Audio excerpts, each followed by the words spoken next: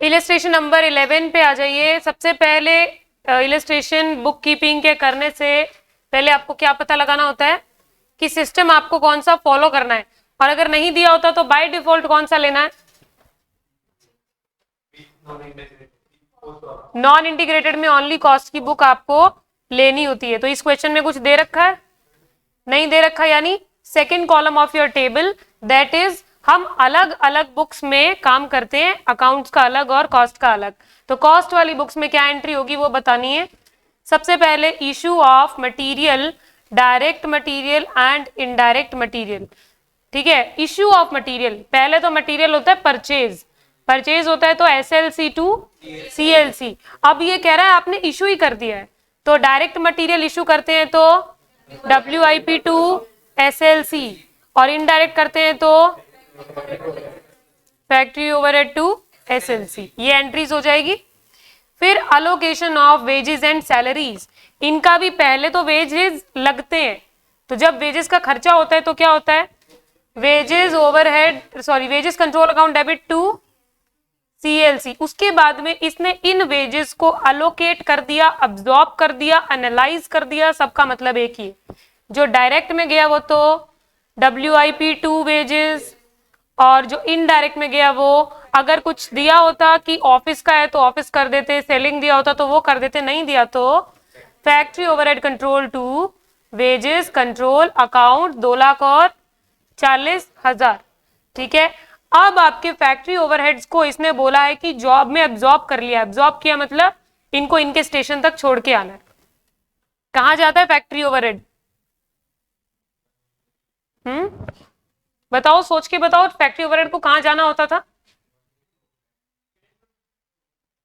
Cost sheet याद करना, factory overhead के बाद कुछ आता है। WIP कौन बोल रहा है, तो ऐसे नहीं, जब हम कोई सही आंसर देते हैं तो हम ऐसे देते हैं। ठीक है, WIP में जाना है, इसको आपको लेके जाना होता है एडमिनिस्ट्रेटिव वाले को फिनिश गुड्स या कॉस्ट ऑफ गुड्स सोल्ड में किसी में भी ले जाओ, और इसको कॉस्ट ऑफ सेल्स में, तो इनको लेके जा रहे हैं। उसका मतलब क्या है, WIP account debit to factory overhead control account, खत्म कर रहे हो आप फैक्ट्री ओवरहेड को। यहाँ पे finish goods account debit to administrative overhead control account, selling वालों को लेके जा रहे हो तो cost of sales to selling and distribution overhead control account. यहाँ कॉस्ट ऑफ गुड सोल्ड भी करते हो तो भी गलत नहीं होता है, इसने क्या किया है, सेल्स ही किया है। ये लो, पीछे वाले क्वेश्चन में इसने मतलब थोड़ा थोड़ा आराम से लेके गया था, अभी सीधा ले गया तो कोई प्रॉब्लम नहीं। अब बात आती है अब्जॉर्प्शन की। पहले मुझे ये बताओ, क्या इस क्वेश्चन में ये 3 होने नहीं थे क्या आपसे, ऐसा क्या नया आया है इसमें, हो गया था, आपको तो पता नहीं था, लेकिन जिनको प्रॉब्लम आई उसको कहाँ आई थी, बोलो रितिका।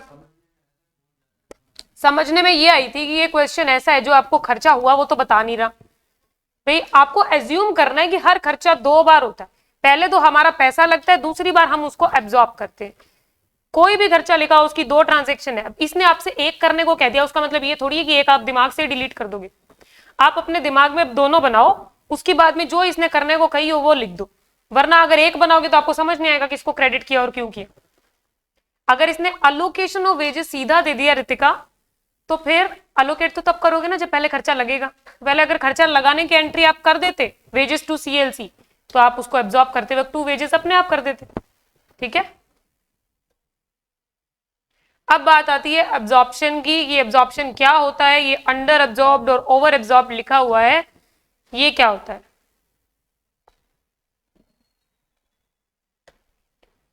दो चीजें होती है, एक जो खर्चा आपका एक्चुअल स्पेंडिंग हुई, और दूसरा जो आपने कॉस्ट शीट में लिखा। कॉस्ट शीट में लिखा यानी कॉस्ट से या प्रोडक्ट से चार्ज किया। जैसे मान लो कि मेरा कोई सामान को बनाने में ना रेंट का, मतलब मैं एक फैक्ट्री है उसके अंदर सामान बनाती हूँ, ये इस फैक्ट्री में सामान बन रहा है, इसका रेंट लगता है ₹1 लाख पर मंथ। एक्चुअल लगता है मेरे को 1 लाख हाथ में देना भी पड़ेगा सामने वाले की, पर जब मैं कॉस्ट शीट में, ये कहाँ आएगा, rent of the factory, cost sheet में फैक्ट्री ओवरहेड में आएगा ना। तो जब मैं कॉस्ट शीट में फैक्ट्री ओवरहेड लिख रही थी ना, मैंने सिर्फ 90,000 ही लिखी। अब वो क्यों लिखे उसका कारण आपको बहुत आगे जाके स्टैंडर्ड कॉस्टिंग में पता लगेगा। अभी फिलहाल इतना ध्यान रखो कि आपने कितना लिखा, 90,000। आपने कॉस्ट कम लिखी है तो प्रॉफिट आपको ज्यादा आएगा या कम आएगा? कौन कौन कह रहा है ज्यादा आएगा? अच्छा, करण कह रहे हैं, आदेश कह रहे हैं, लक्ष्य कह रहे हैं, सबका और भी कह रहे हैं। तो फिर जो नहीं कह रहे वो बताओ। कॉस्ट आपने 1,00,000 लिखनी चाहिए थी, उसके बजाय सिर्फ 90,000 का खर्चा लिख रहे हो तो प्रॉफिट ज्यादा आएगा। ये बात लॉजिकल है और बहुत प्रैक्टिकल कॉमन बात है ना। तो इसका मतलब ये है कि जब आप खर्चों को एब्जॉर्ब करना, मतलब कॉस्ट शीट में लिखना, आपने क्या किया, एक्चुअल में 1,00,000 के खर्चे को कम लिखा है कॉस्ट शीट में, तो ये अंडर एब्जॉर्ब होगा या ओवर एब्जॉर्ब होगा? Under absorption. ये हो गया आपका अंडर एब्जॉर्प्शन। और अगर इसका अंडर एब्जॉर्प्शन का रिजल्ट क्या हो रहा है, आपका प्रॉफिट बढ़ के आ रहा है, बढ़ के दिख रहा है, जबकि दिखना नहीं चाहिए था। सबको समझ आ गई? अच्छा, दूसरा केस ये हुआ कि ये गोडाउन है, सुंदर नहीं लग रहा है, रुको, ये एक गोडाउन है, ठीक है। अब मैंने ये गोडाउन लिया था और मेरी बात हुई है 50,000 पर मंथ रेंट दूंगी मैं इसका। तो बात होने के बाद में कम ज्यादा का सवाल तो पैदा नहीं होता। लो में तो कॉन्ट्रैक्ट हुआ तो आपको इतना देना ही पड़ेगा। पता नहीं मेरे क्या जची की कॉस्ट शीट बना रही थी ना, तो कॉस्ट में मैंने ऐसे 60,000 लिख दी, ज्यादा कॉस्ट लिख दी, ठीक है। अब आपको मुझे दो वर्ड बताने हैं, पहले तो प्रॉफिट कम या ज्यादा, और अंडर एब्जॉर्प्शन या ओवर एब्जॉर्प्शन। सब सोच के बताओ, पहले बताओ एब्जॉर्प्शन कौन सा? सबको समझ आया? Over absorption. आपका जो एक्चुअल में था आपने उससे ज्यादा एब्जॉर्ब करने की कोशिश की, कॉस्ट शीट में ज्यादा लिख दिया। और प्रॉफिट का क्या होगा? प्रॉफिट कम होगा क्योंकि कॉस्ट ज्यादा लिख रहे हो, ठीक है। तो कॉस्ट बढ़ाओगे तो प्रॉफिट कम होगा। ये दोनों बातें समझ में आ गई? ऐसा कब होता है? अच्छा चलो, अगर आपको ये कंफ्यूजन है तो इसके बारे में बात करते हैं। कोई चीज है मार्केट में 100 रुपए की बिक्री, आप भी उसको 100 में ही बेच पाओगे, क्योंकि कोई इलाज ही नहीं। अगर आपने ज्यादा कम किया तो वो कोई और शॉप पे चले जाएंगे, ठीक है। आपको इसको हिलाने का कोई ऑप्शन नहीं है। आपकी कॉस्ट आज तक आ रही थी ₹80। अब आपको अगर प्रॉफिट बढ़ाना है तो आपके पास में दो ऑप्शन है, या तो आप चाहोगे कि इसको 120 कर दो, पर कर सकते हो क्या? करोगे तो वो दूसरे के पास चले जाएंगे, आपके पास आएंगे ही नहीं, काम ही खत्म हो जाएगा। तो इसको हिलाना नहीं, तो फिर दूसरा क्या ऑप्शन है प्रॉफिट ज्यादा करने का? यहां मेहनत करो, कैसे भी करके इसको 60 पे लाओ और प्रॉफिट को 40 बना लो, 20 के प्रॉफिट को। इसका मतलब ये है कि कॉस्ट को कम ज्यादा करने से प्रॉफिट पे फर्क पड़ रहा है। तो अगर आप ओवर एब्जॉर्प्शन यानी कॉस्ट को ज्यादा लिख रहे हो, यहाँ पे 80 के बजाय 100 लिख दो तो 0 ही हो जाएगा प्रॉफिट, बस। तो प्रॉफिट कम होता है, ठीक है। तो ये दो एग्जाम्पल से आपने अंडर एब्जॉर्प्शन और ओवर एब्जॉर्प्शन सीखा। तो अब जो एंट्रीज आपके पास में इसमें दे रखी है, क्या? That factory overheads over absorbed. Over absorb मतलब मैंने कॉस्ट शीट में ना फैक्ट्री ओवरहेड ज्यादा लिख दी, तो इनको कम करना पड़ेगा, और प्रॉफिट थोड़ा एक बार विचार करो कि ज्यादा लिखे तो प्रॉफिट का क्या हुआ? कम हो गया, तो अब बढ़ाना चाहिए। रेक्टिफिकेशन पढ़ा ना आप लोगों ने, ये गलती किया आपने, इस गलती को सही करने के लिए आपको प्रॉफिट को बढ़ाना चाहिए। तो इसकी एंट्री कॉस्टिंग P&L के हिसाब से होगी। जब आप प्रॉफिट को बढ़ाना चाहेंगे तो आप क्या करेंगे? प्रॉफिट बढ़ता है तो क्रेडिट किया जाता है, तो आपने प्रॉफिट को बढ़ाना है 20,000 से, तो दूसरी जगह जिसकी वजह से ये काम हो रहा है वो आ जाएगा। ओवर एब्जॉर्प्शन और अंडर एब्जॉर्प्शन की एंट्री किसको देख के बनाओगे? केवल प्रॉफिट को, कि प्रॉफिट को अगर बढ़ाना है तो उसको क्रेडिट कर देना, अगर घटाना है तो उसको डेबिट कर देना।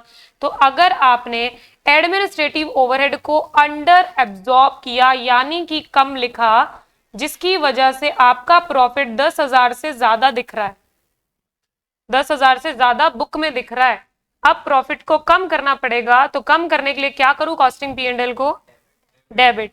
तो costing P and L account debit हो जाएगा 10,000 से, दूसरी जगह जो भी खर्चे की वजह से ये सब हो रहा है वो हो जाएगा। तो जिस भी कॉपी में आप लोग नोट्स बना रहे थे उसमें ये सारी बात लिखेंगे कि क्या है अंडर एब्जॉर्प्शन, ओवर एब्जॉर्प्शन और इसके केस में एंट्री क्या है।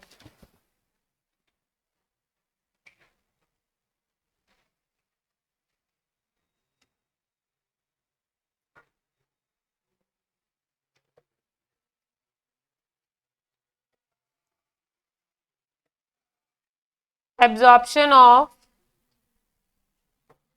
Overheads,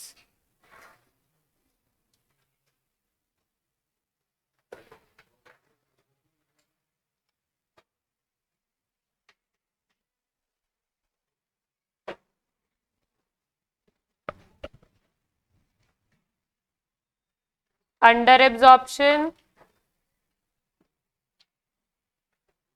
over absorption. अब मैं ना ये बहुत ही बेसिक लैंग्वेज में कि आपको मेरी बात बोली हुई याद रहे सिर्फ इसलिए लिखवा रही हूं, ऐसे कोई शब्द नहीं होते, तो कहीं पे भी प्रोफेशनली इस चार्ट को यूज मत करना। एक्चुअल से आपने, अभी तक किसी को इन दोनों साइन में कंफ्यूजन है क्या? है तो बता सकते है। देखो जिस साइड आपका इसका मुंह खुला है ना वो साइड बड़ी है, ठीक है।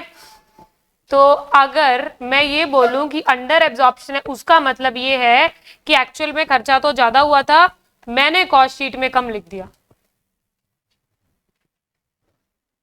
जिसको हिंदी में लिखना है वो भी लिख देना, हमें तो समझने से मतलब है, नोट्स का मतलब है पढ़ते ही बात समझ में आ जाए।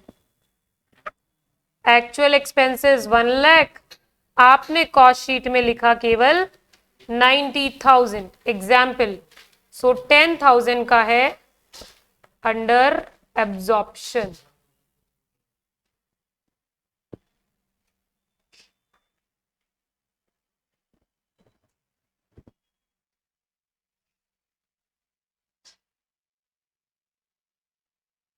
दूसरी साइड एक्चुअल खर्चा कम लगा था, आपने कॉस्ट शीट में ज्यादा लिख रखा है।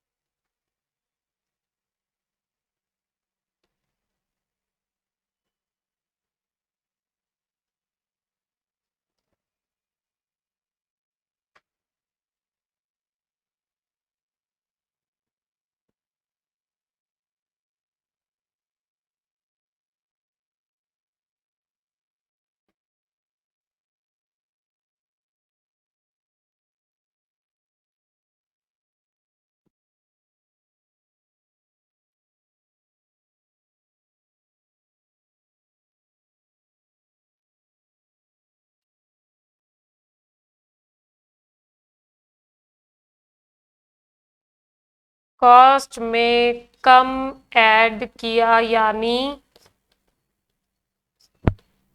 प्रॉफिट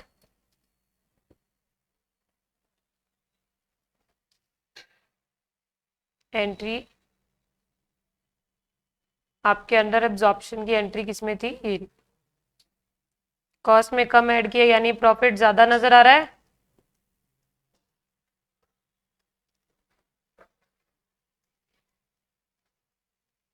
रेक्टिफाई करेंगे तो कॉस्टिंग पी एंड एल को डेबिट करके प्रॉफिट को कम कर देंगे।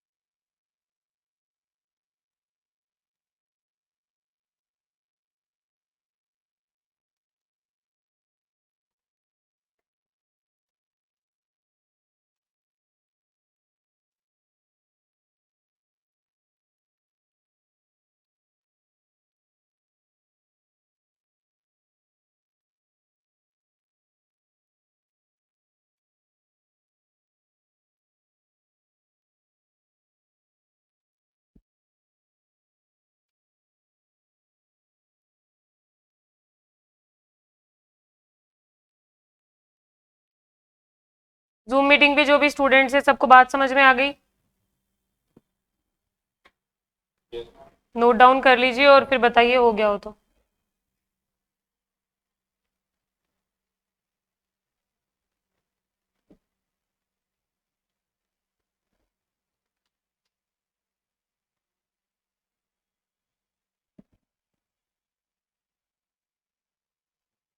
आपके साथ क्या हो रहा है कि जब आप क्लास में चीजें सॉल्व कर रहे हैं ना, तब तो आप कैच कर पा रहे हैं प्रैक्टिकल चीजों को।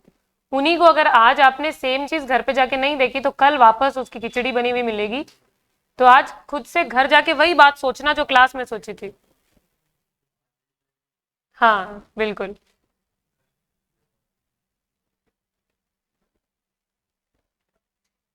हो गया नोट डाउन सबका?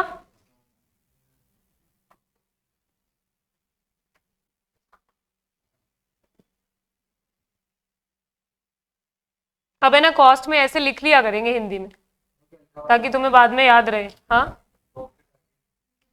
Increase INC dot. ओके निधि, डन।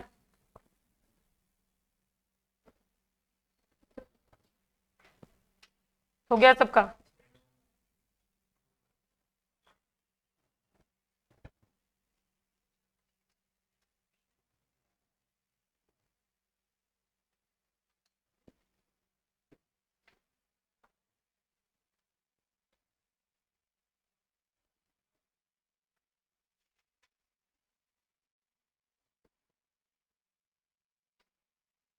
इसके बाद आपका इलस्ट्रेशन नंबर 12 में आपको जिस तरह की भी कंफ्यूजन है उससे पहले मुझे चाहिए कि जितना आपको आता है वो प्रॉपरली आप सबकी कॉपी में किया हुआ हो। तो आज के लिए आपका होमवर्क क्या रहेगा? इंटीग्रेटेड का एक क्वेश्चन है इलस्ट्रेशन नंबर 12। जिन लोगों ने अभी तक नहीं देखा है उसमें बेसिकली आपके अकाउंट्स के कॉन्सेप्ट लगने हैं। तो हर अकाउंट बनाना पूरा नहीं होगा आपसे, तो पूरा मैं करवा दूंगी। जिनका बना हुआ है वो कुछ मत करना, कल बता देंगे। तो फिर आप दो को आज बताऊंगी, कल ये लोग घर जाके करेंगे, फिर परसों ये पूछेंगे। इनको बताया हो ही नहीं था तो फिर किया हुआ होगा, फिर तो नहीं किया हुआ है। कल सब करके लाना कॉपी में, एक ही क्वेश्चन है वैसा, तो कल सबकी कॉपी में होगा ना, तब मैं यहाँ देख के फिर बताऊंगी। 13 टेस्ट में देंगे सीधा, सैटरडे को 13 आपको टेस्ट में लिखना है। Can you please repeat the question which you have given for homework? Okay, I have given for homework illustration number 12, that is new module. मैंने न्यू मॉड्यूल भेजा है क्या आपके ग्रुप में? भेजा हुआ है ना, एक बार फिर से सेंड कर देना जो लोग अभी ऐड हुए हैं उनके लिए। उसके अंदर इलस्ट्रेशन नंबर 12 है, इंटीग्रेटेड का क्वेश्चन है वो।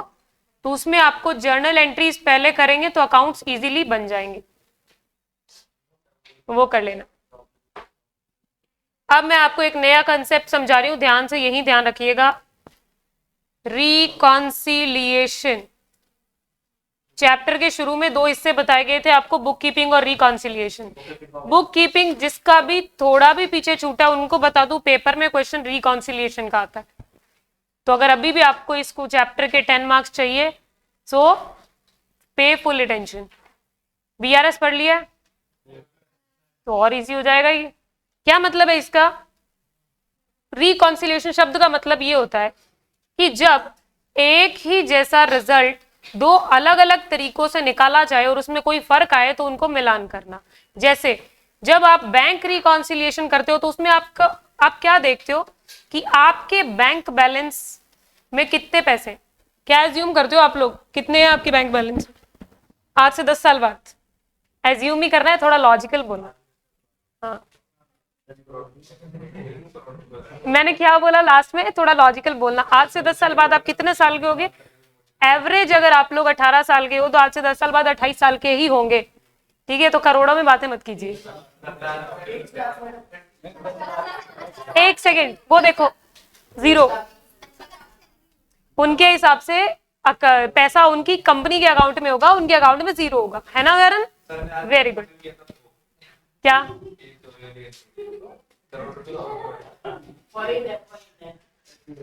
अच्छा ठीक है, सभी के अकाउंट में करोड़ है क्या? कोई 50 लाख? ओके 50 लाख। देखिए क्या होता है कि जितना भी बैलेंस है वो तो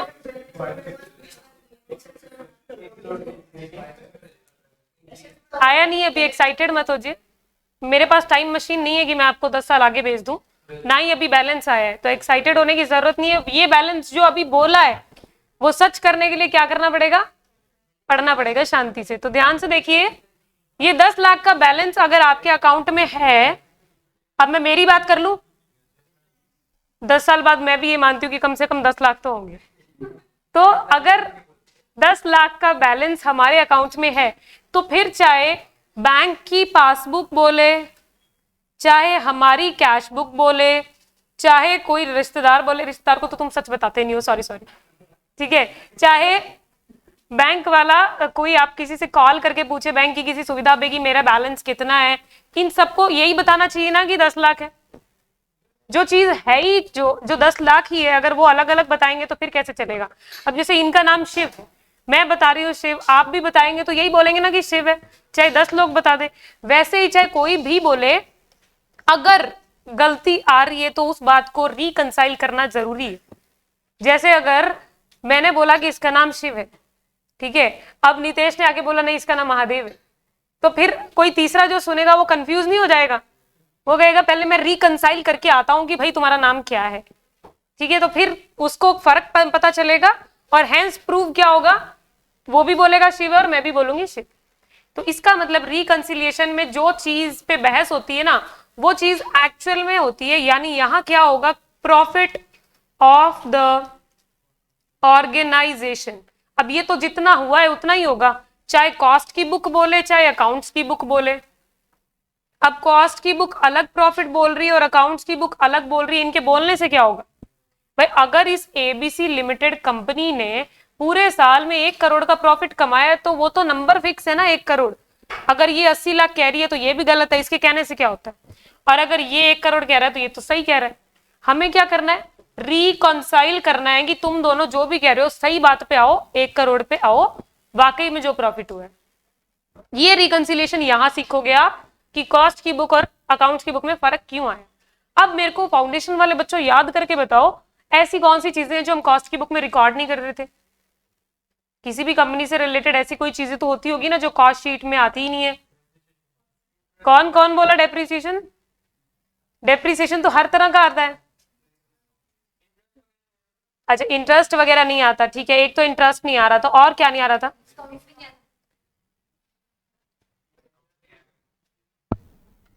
डिस्काउंट नहीं आता है, ठीक है, 2 तरह के डिस्काउंट होते हैं, एक तरह का आता है एक तरह का नहीं आता है। कैश डिस्काउंट नहीं आता है, ट्रेड डिस्काउंट सेल बढ़ाने के लिए दिया जाता है ना, ट्रेड डिस्काउंट होता है जो आप सेल बढ़ाने के लिए देते हो कि 10% ऑफ, 2 लो और 4 लेके जाओ चीजें, वो वाली चीजें, तो वो तो सेल बढ़ाने के लिए तो सेलिंग एंड डिस्ट्रीब्यूशन खर्चा है, पर कैश डिस्काउंट नहीं आता। और क्या नहीं आता था, बैड डेट्स नहीं आते थे, और डोनेशन आता था, डोनेशन भी नहीं आता था, एबनॉर्मल लॉस और ओवर सब्सक्रिप्शन। अच्छा, कंपनी से रिलेटेड तो कुछ भी नहीं आता था आपका, premium on redemption, premium on issue, ये सब भी नहीं आ रहे थे, ठीक है। और अगर मैंने कोई मशीन बेच दी मेरे बिजनेस की, उससे मुझे प्रॉफिट हुआ, ऐसा कोई प्रॉफिट कहीं पे कॉस्ट शीट में लिखा हो, ये भी नहीं आता। प्रॉफिट और loss on sale of asset, ये भी नहीं लिख रहे। इसका मतलब बहुत सारे कारण हो सकते हैं कि ये कम आने के या ये ज्यादा आने के, दोनों में मिसमैचिंग होने के। अब हमको क्या करना है, दोनों को मैच करना है, रिकंसाइल करना है। तो आपको पहला स्टेप क्या होता है, इनमें से किसी एक को पकड़ो और फिर दूसरे के साथ मैच कर दो। तो आप हमेशा किसको पकड़ोगे यहाँ पे, फाइनेंशियल अकाउंटिंग को। देखो, हम जब कॉस्ट पढ़ रहे हैं ना, तो हम कॉस्ट के साथ छेड़छाड़ नहीं करेंगे, हम एफए को कॉस्ट तक लेके आएंगे, ठीक है। तो हम प्रॉफिट एज पर अकाउंट्स ले लेंगे। शुरू हम किससे करेंगे, प्रॉफिट एज पर अकाउंट्स की बुक्स या फाइनेंशियल अकाउंटिंग। ये अकाउंट्स की बुक्स जो भी प्रॉफिट बोलेगी ना, इनको हम, इनकी जो भी गलतियां हैं वो सब सुधार के कहां तक ले आएंगे, प्रॉफिट एज पर कॉस्ट की books,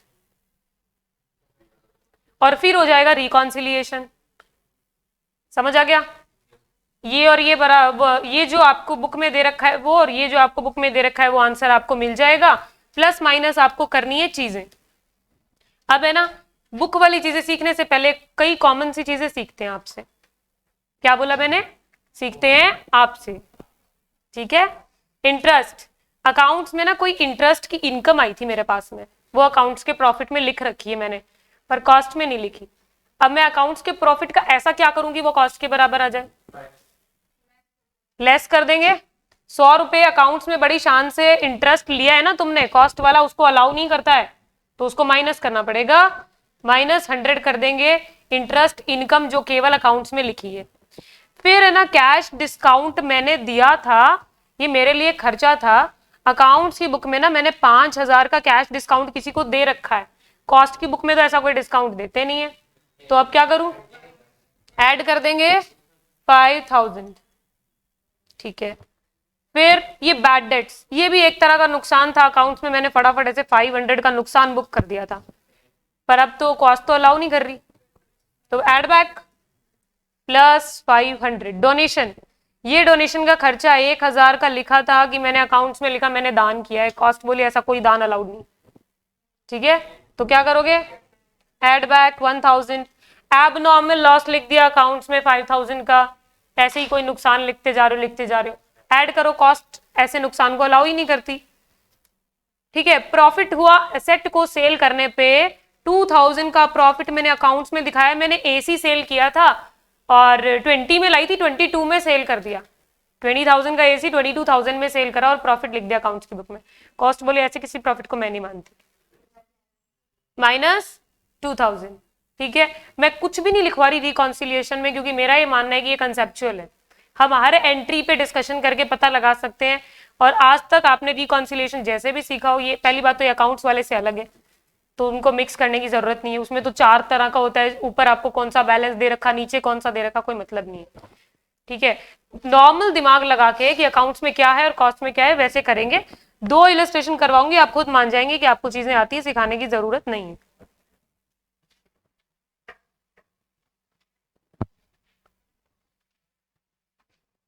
illustration number 4,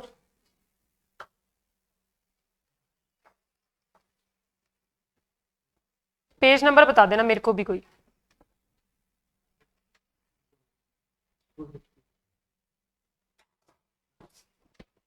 $260, okay.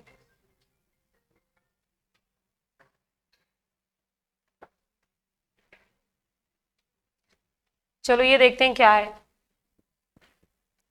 The net profit by financial accounting of a company amounting to, ये अकाउंट्स की बुक बोल रही है कितना प्रॉफिट हुआ है?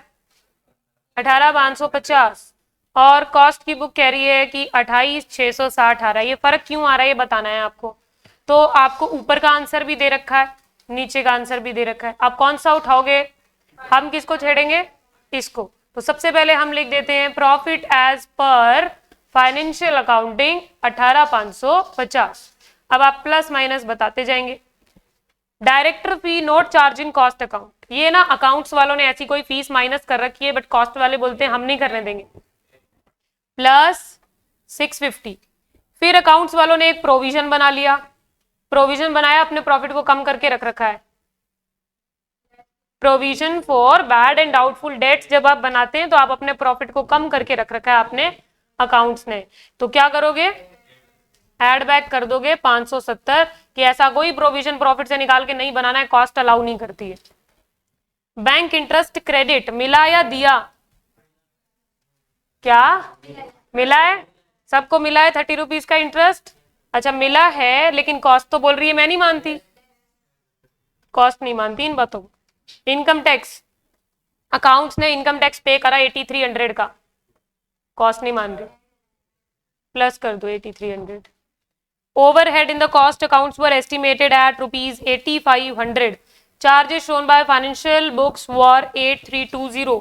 तो ना इन्होंने क्या किया, अकाउंट्स वालों ने इतना खर्चा माइनस किया था 8320 का, जबकि करना कितना चाहिए था 8500 का, तो बाकी बचा हुआ और माइनस कर देते, कम माइनस किया ना इन्होंने, तो कितना कम माइनस किया है 180 से और माइनस कर दो। Work was started during the year on a new factory and expenditure 16,000 was incurred.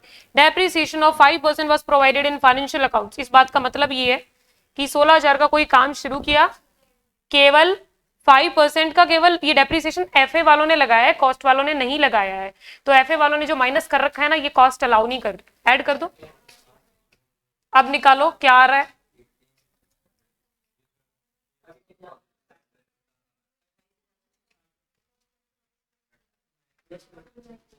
ऐसा नहीं लग रहा है बोनस क्वेश्चन है, आंसर आपको पता है, ऊपर का आपको शुरू कहां से करना है वो भी पता है। बाई चांस आप कहीं अटक भी जाते हो और गलती से प्लस माइनस उल्टा सीधा कर लेते हो तो क्या करो, डिफरेंस निकालो, डिफरेंस को आधा करो और देखो कौन सी अमाउंट में गलती की। समझ गए? यहां से यहां तक ही तो लेकर जाना है।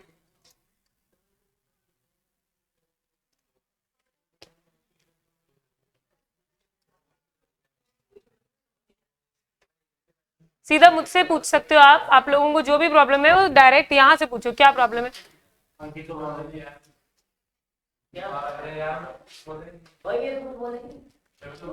देखो अगर आप में से किसी को ये प्रॉब्लम है कि 18550 ही क्यों नहीं आया नीचे, तो हम क्या कर रहे हैं, हम ये कह रहे हैं कि आपका फर्क क्यों आ रहा है, केवल ये बता रहे हो आप उसको।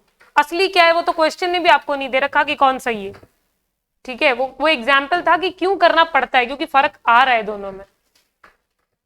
तो ये आपको मिल गया 28660, जिसकी वजह से आपका क्वेश्चन कंप्लीट हो गया। तो हिमांशी करेक्ट आंसर। अब जूम मीटिंग वालों आप बोलो कि आपको ये रिकॉन्सिलेशन करना समझ आ गया। प्रेजेंटेशन अपने हिसाब से करनी है का मतलब क्या है, प्लस वाले एक जगह, माइनस वाले एक जगह। Lakshya and Sanjay, focus should be there only. देखो कैसे प्रेजेंट करोगे इसको, ऐसे प्लस माइनस मत कराना, फाउंडेशन नहीं चल रहा है ना। अब हमें क्या करना होगा, हमें इसको ऐड वाले सारे चीजों को एक साथ लिखना होगा, वही सेम जैसे director fee not charging cost account 650, ये इस नाम के साथ में लिखोगे। सारे प्लस वाले एक जगह, माइनस वाले एक जगह, और लास्ट में आपको आंसर मिलेगा। अब उसके अंदर आपको प्रेजेंटेशन में थोड़ा सा डिफरेंस नजर आएगा, मे बी इस क्वेश्चन में नहीं है पर कहीं भी नजर आए। आपका कंसेप्चुअली जो भी हो रहा है आप वैसे कर सकते हो। Final answer illustration number 3।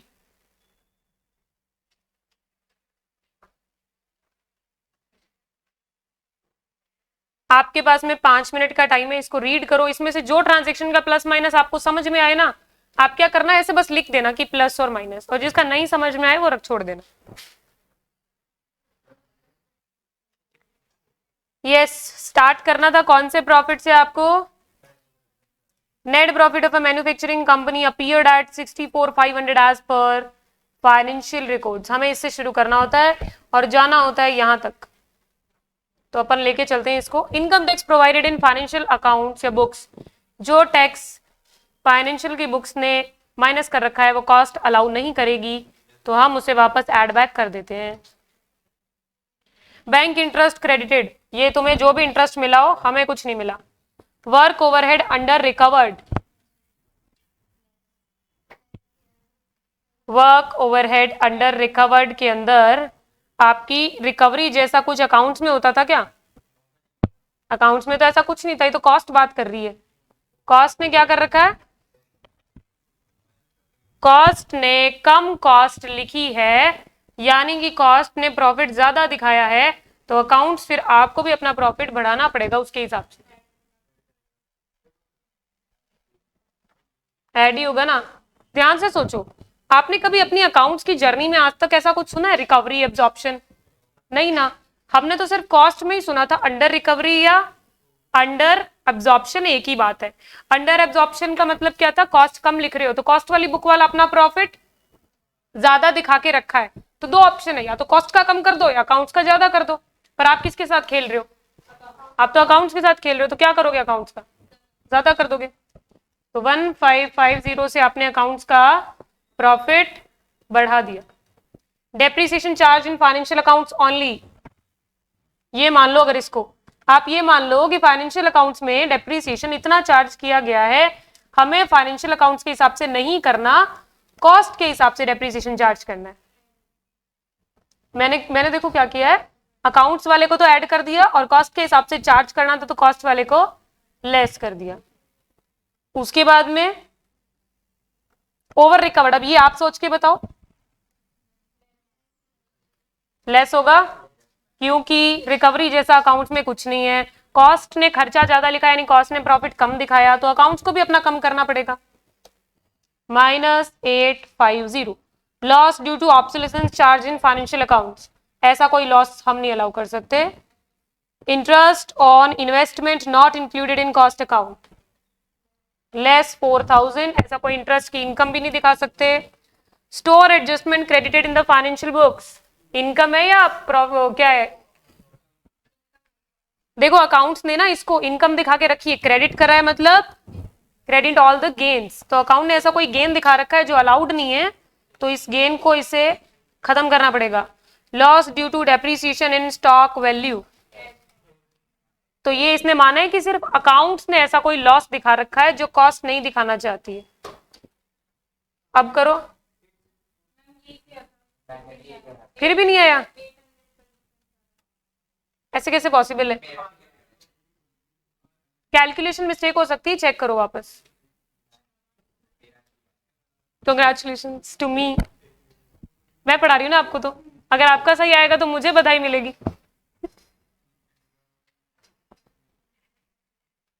800 का जिनका डिफरेंस आ रहा है ना, मेरे को लग रहा है ये 5600 और 6000 का डिफरेंस है, या तो क्योंकि 400 का आएगा और इसको गलत प्लस माइनस किया आपने। देखो बुक के हिसाब से मत करो, ये वाला जो है ना डेप्रीसिएशन, आप हमेशा क्या करना डेप्रीसिएशन का, अकाउंट्स की बात नहीं माननी, अकाउंट्स वाले को ऐड कर दो, कॉस्ट की माननी है कॉस्ट वाले को लेस कर दो। अकाउंट्स की थोड़ी माननी है, अकाउंट्स ने जो बोला वो डेप्रीसिएशन नहीं लगाएंगे तो उसको तो ऐड कर देंगे, कॉस्ट ने जो बोला वो करेंगे तो कॉस्ट वाला लेस कर देंगे, फिर आपकी कंफ्यूजन भी खत्म और प्लस माइनस की डिफरेंस भी नहीं आएगी।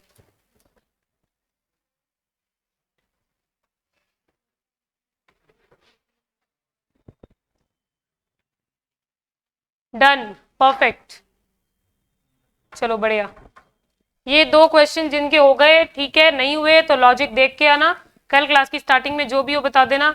That's it for today.